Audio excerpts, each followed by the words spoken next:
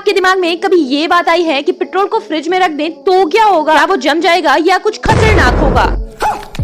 तो इसका जवाब है बिल्कुल नहीं। पेट्रोल बर्फ नहीं बनेगा क्योंकि हर एक लिक्विड का अपना फ्रीजिंग और बॉइलिंग पॉइंट होता है। इसीलिए जब पानी को फ्रिज में रखते हैं तो वो 0 डिग्री सेल्सियस पर जाकर बर्फ बन जाता है। वहीं पेट्रोल का फ्रीजिंग पॉइंट -60 डिग्री सेल्सियस है और अभी तक किसी ने भी इतना ज्यादा पावरफुल फ्रिज नहीं बनाया है। और इतना ज्यादा पावरफुल फ्रिज बनाना मुश्किल है। तब तक पेट्रोल को बर्फ बनाना मुश्किल ही नहीं नामुमकिन लगता है। ये वीडियो जबरदस्त लगी तो लाइक और चैनल को सब्सक्राइब करना बिल्कुल मत भूलिएगा और कमेंट करके जरूर बताइए कि ये वीडियो आपको कैसा लगा।